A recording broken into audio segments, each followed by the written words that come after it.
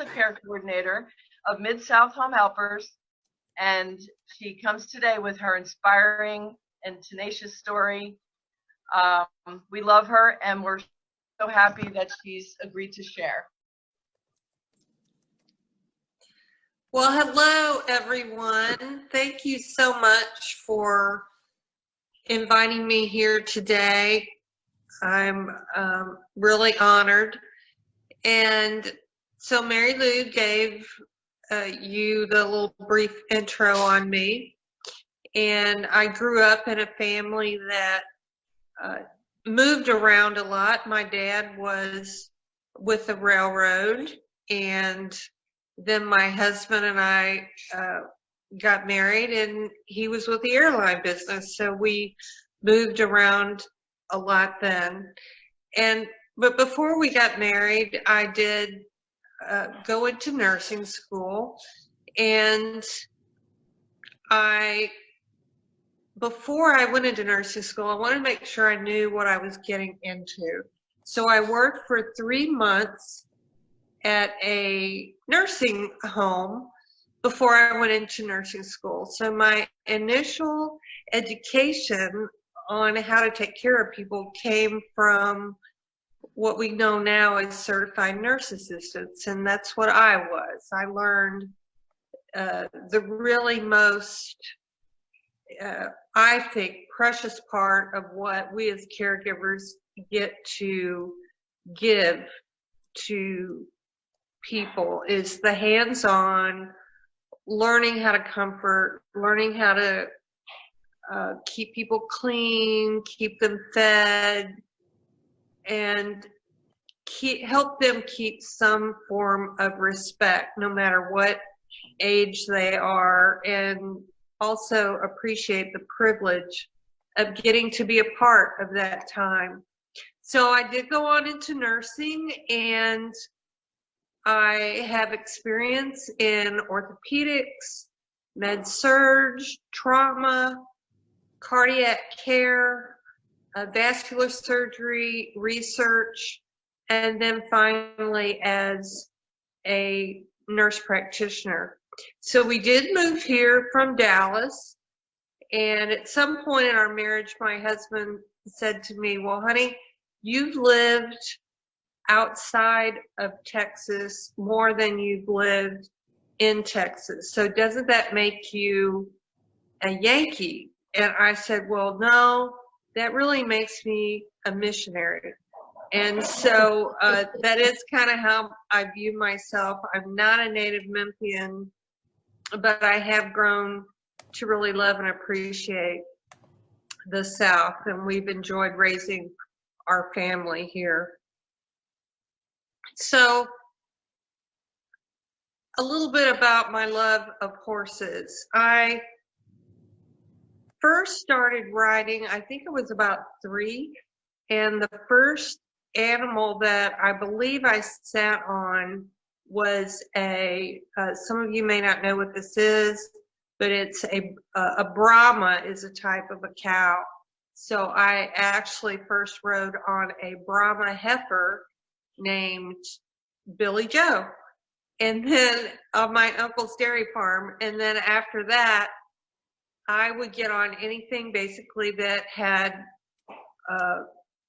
4 legs and looked like it could support my weight. I don't know why, I was just always drawn to that. So I rode ponies all over the place. I rode as often as I could. Finally, I broke my parents down in high school, and they finally got us some horses. So over my adult life, I would ride whenever I could. That was really my passion.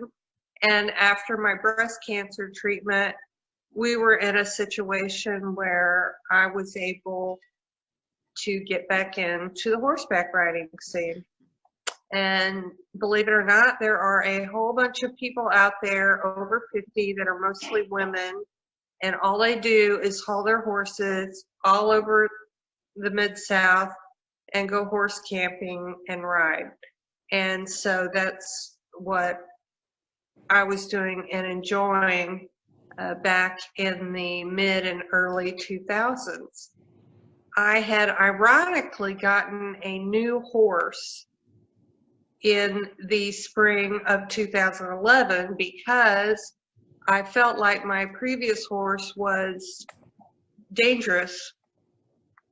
So it was a very, very sunny, beautiful day in September, and I was working this horse in the ring and just doing normal, what we call groundwork. So I got on him and was riding around the ring working on some transitions.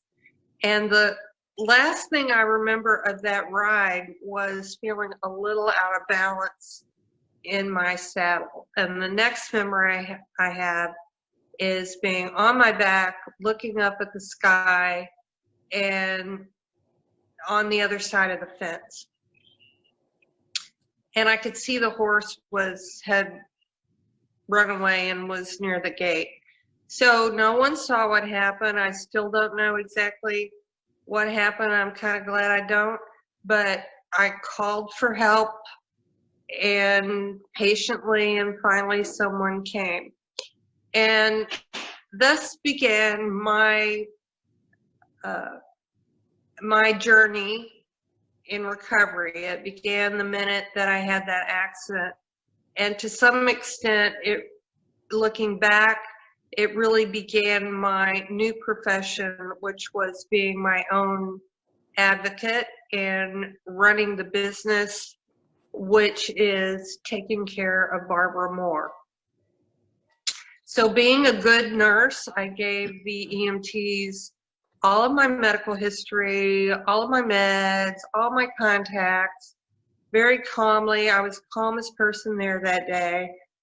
And I do remember seeing the helicopter rotors going, and then I remember being in the med and seeing my family. I was at the med for about 10 days, and I did remember hearing my diagnosis. And what I did was I had broken my neck in 2 different spots. I had crushed a vertebra, and then the vertebra below that also was damaged. And what you may not know about spinal cord injuries is that, you know, when you hear people say, oh, they broke their neck, it doesn't mean they literally just cut their spinal cord right in two. Your spinal cord is actually about the consistency of a banana. And rarely does someone actually just cut right through it. So I had pressure on parts of it and bone embedded in it, which the surgeons removed, and they fused my neck, and I now had a diagnosis of quadriplegia. What you cannot see, but you can there, is the back of my power wheelchair that I use. So I had now a diagnosis of quadriplegia.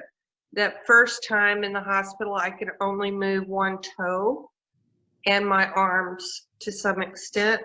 I could not breathe on my own, and eventually they had to take the tube out of my mouth and give me a breathing tube right here in my neck, which is called the tracheostomy. So I don't have much memory of that first 10 days, but I did have a great advocate in my family and my husband, John, who began the tremendous work of figuring out how to get me from the med to the Shepherd Center, which is a spinal cord rehabilitation specialty hospital in Atlanta. And against the wishes of the med, I was flown in an air ambulance to Atlanta 10 days after I arrived at the med. So I arrived at the Shepherd Center, ventilator dependent with pneumonia. And I could spend so much time on just being at the Shepherd Center, so I'm really going to just gloss over it so that I can get to more of what we all came here for, which is my perspective. When I got there, I had minimal use of my hands. I couldn't feed myself. Once I was there, I was able to get weaned off the ventilator, and I learned to brush my teeth, to feed myself, some stretching. I learned what it was going to take care of me. I also began to experience what it was like to be on the recipient end of receiving care, which I did not like at all. And I still have some issues with that. My sons will tell you it's very hard for me to ask for help. And the people that work with me in the office know that too. I had caregivers in the hospital that were great, and they knew what they were doing, but they did not understand that because I lived there for 3 months, that my room became that was like my apartment. So I had to learn to advocate on how I wanted it. If you've ever been in a hospital room, you will probably know that it can look like a complete disaster zone. You might be fine in your bed, but this stuff is just scattered everywhere. And unless you learn to speak up for yourself, in my case, my environment is very important to me. I had to learn that, Barbara, you've got to speak up. People just do not read your mind. On the other hand, I had a caregiver that for lack of a better word, she completely depressed me.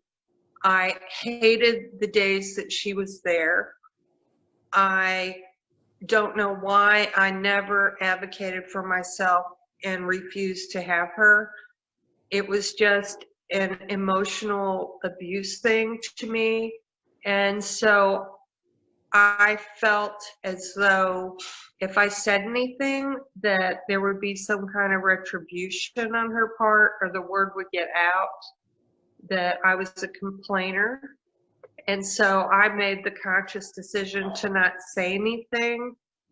And I think that's an interesting thing to remember when, as a business person now working with clients, it may be hard for some people to come out and complain or request somebody different just because they don't want to be labeled and they don't know that they have the right to do that.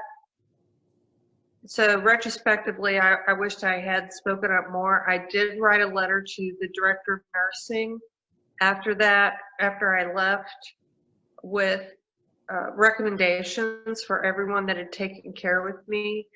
And there was only the one caregiver that I blasted, so to speak. I would say 95% of everybody else was great. So in the hospital, although I think Shepherd Center does an outstanding job, more so than other places, the minute you arrive, it's the caseworkers immediately start evaluating you for discharge, or your social worker. It can be a nurse or a social worker, no matter where you're at.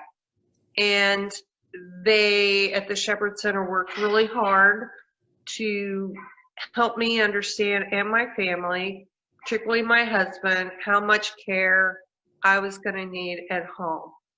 However, the patient in me had a hard time accepting that I was going to need help in my home because I was in denial and I did not want that to be a part of my life. It was something that we all understood, but I think everyone, even at that time, knew that as a nurse that I would take care of it. The problem was the person who was also a nurse just really didn't want that to be.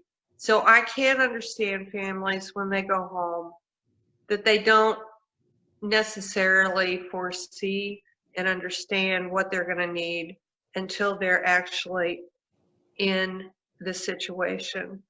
My husband had a very high level, very visible job at the time. We have no families. I mean, no family other than my sons in the area. So we were basically on our own. So I did prep from the hospital. I ordered extra towels. I knew we were going to need gloves. I ordered wipes, pads, lotions. I reached out to some friends, and my husband did, and we had a ramp built. We enlisted the help of our church, who brought us food. They actually did that for 2 years. The OT did a great job of making sure that I had equipment here at home. I had a bathroom chair, which is not covered by any insurance. I had a Hoyer lift, which is something that helps people get in and out of bed, or a chair. And I had a manual wheelchair to cover me in case this guy broke. And then the magical day of discharge came, and this happens all over the world. The day you have discharge written on your chart, it's very common for the healthcare industry to look at you as you are independent. So my poor husband had no help that day. He got me ready, got everything packed, and got me out of there. So we came home on, I think it was December the 22nd, and he did nearly all of my care until the 2nd of January with help from our sons. And I think we might have had one friend come in town. Once we got home, as reality began to sink in, and seeing the amount of work that this was taking a toll on my husband, I knew I was going to have to finally reach out and call agencies. At this time, the reality of how much my care was going to cost was just sinking in, and it was really overwhelming.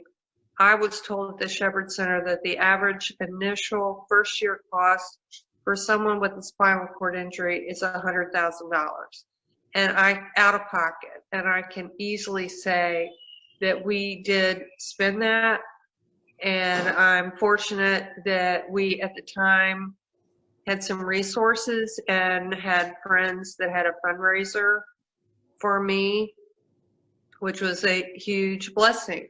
When I called agencies, I called around, and I was so shocked at the cost and the fact that we were going to have to bear this. I was could not qualify for disability, and no insurance covers private in-home care unless you have long-term care insurance, which I could tell you, in the business I'm in, I highly recommend.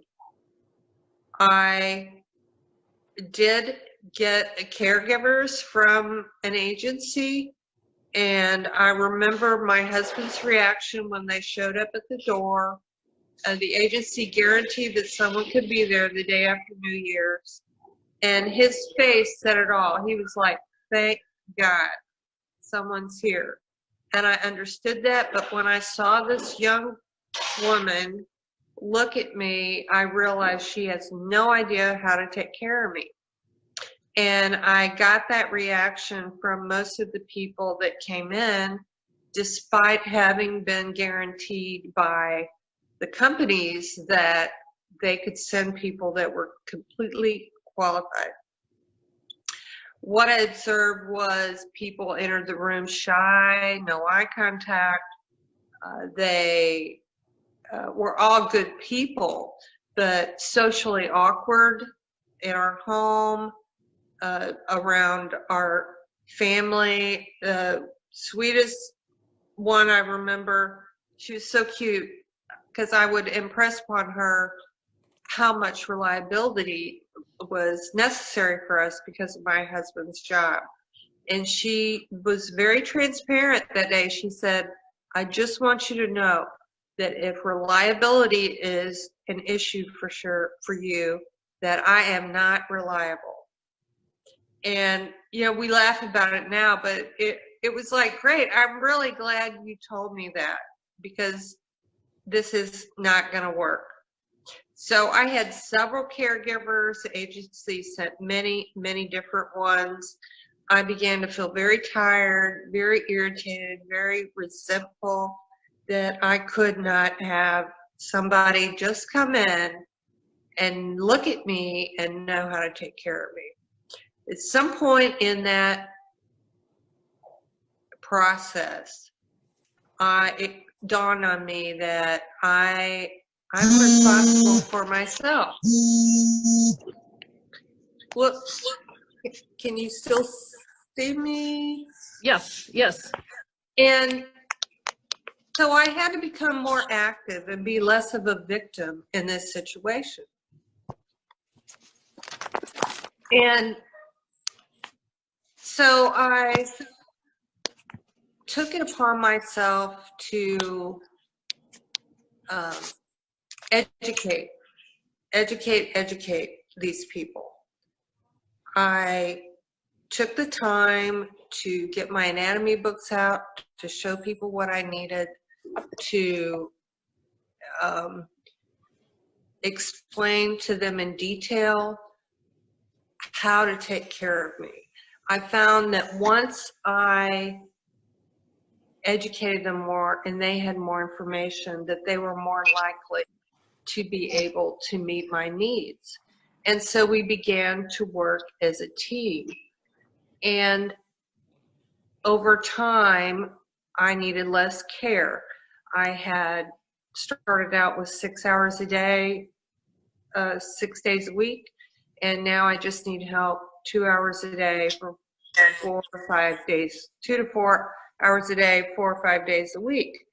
I have someone that's been with me for 7 years, but it took a lot of work on my part to finally step out of the role of, step out of the position of victim into being informational and trying to create a partnership. So I've had a lot of successes. I drive. I did get back on horseback. I was able to walk down the aisle with my boys when my youngest got married. I'm going to be doing that again soon. I've been working the last 3 years. I'm glad that ClickList and curbside pickup is in vogue because I've been needing that for a very long time. The things I learned that I would want to pass on to you all is that, at least in home care, and I guess you could use this in any business, but my expectations are going to be met if I give enough information and then enough information is gathered. So it's just a two-way process. This is basic communication. And I'm proud to say that at Home Helpers, we recognize that there is a lack of information that has been gathered between getting a new client out of a hospital or rehab, or even just from being independent to needing help. So we have a transitional intake form. And that intake form gathers so much more information. It's the detail of what makes that person them. They're not just dementia. I am not just spinal cord injury. Just like all of us are different the way we're made, every disease process presents differently as well. So remember that caregivers are people too. They're nervous in your home. They don't feel comfortable with our lifestyle. Our family may be very different. Our food is very different. We make our scrambled eggs different. we need to always prepare for backups. I had to learn that. And then be prepared to educate. If you don't feel like you have those skills, then it's still upon you to ask for help. Reach out to somebody.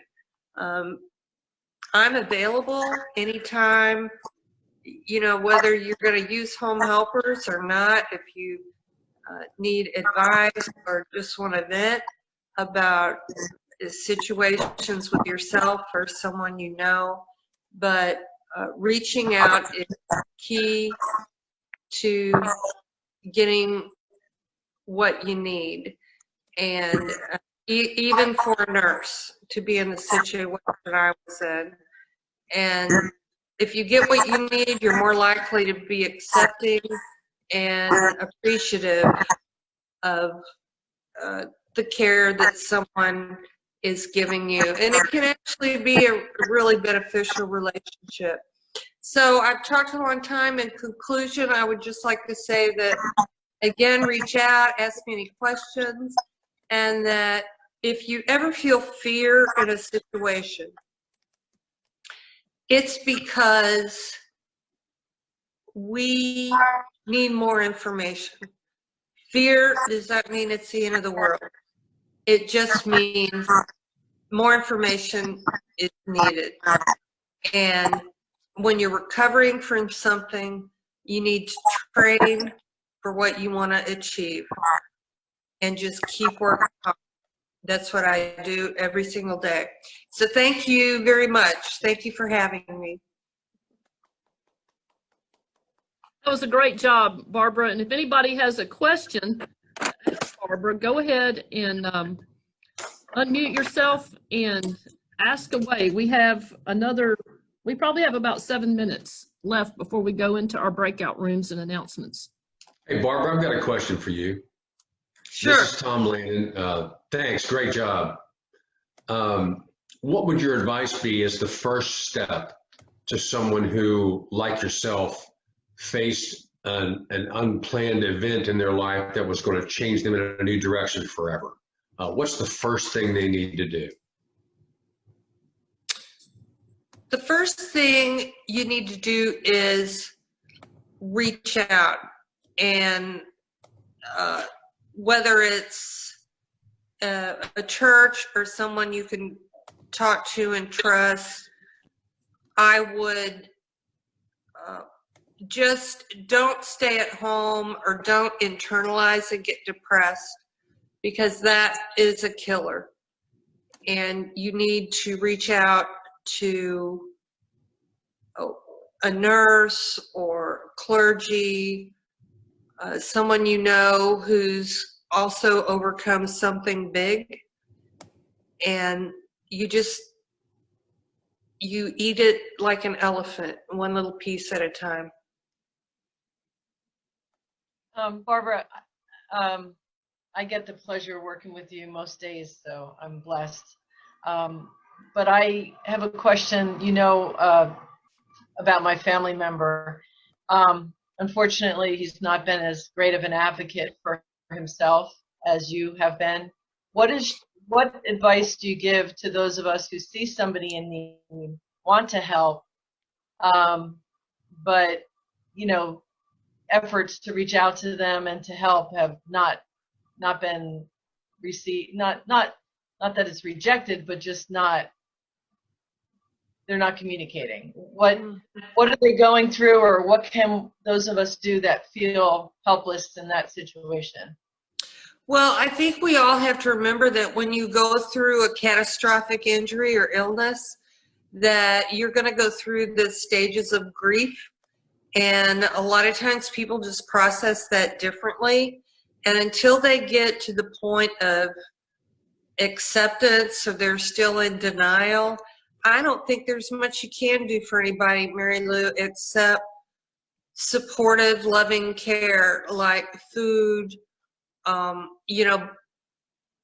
basic things that in your case you can do from afar, anything like that. If you can afford to sponsor a housekeeper for once a month, the practical things, so that when they are in a point where they're more accepting and they're able to be planning more, that they will reach out to you. It's hard.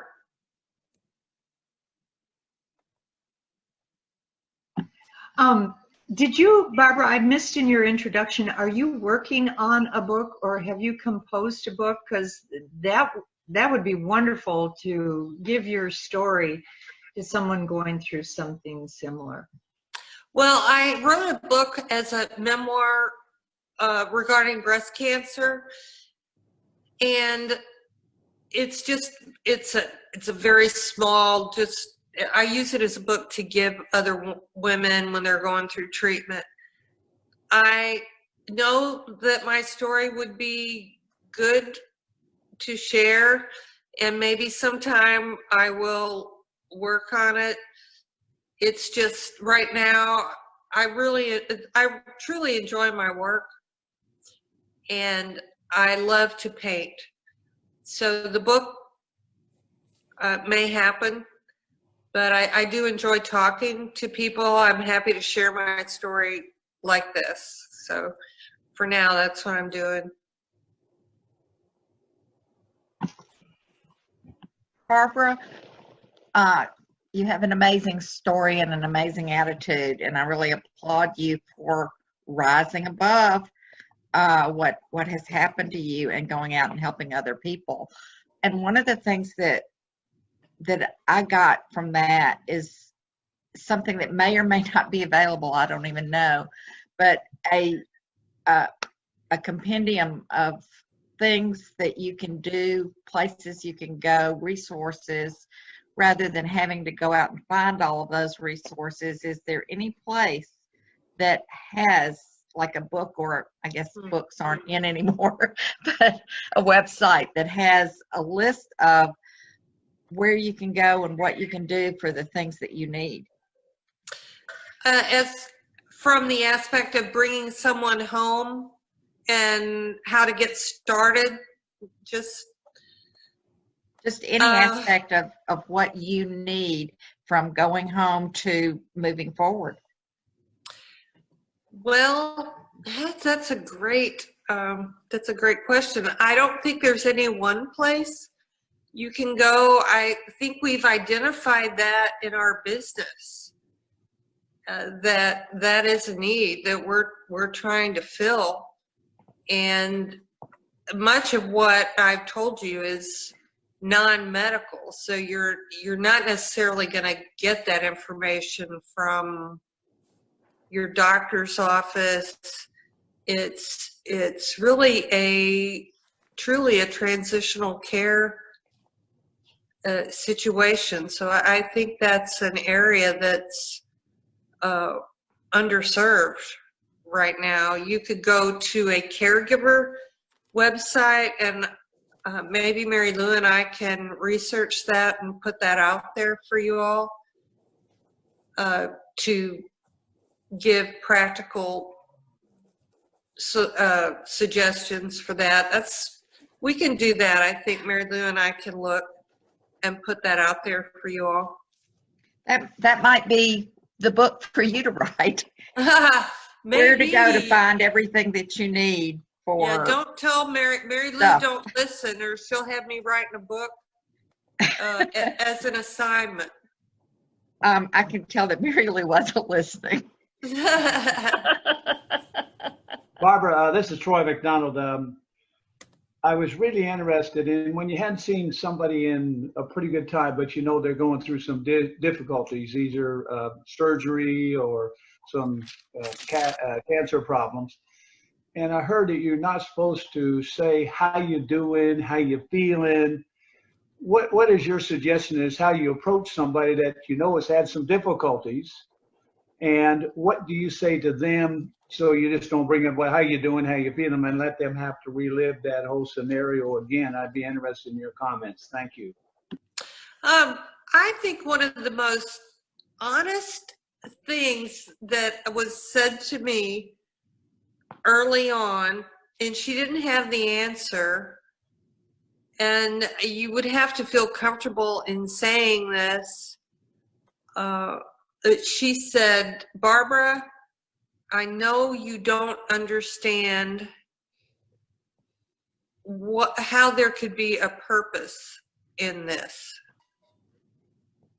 And that, I've always remembered that. And then she just let me talk.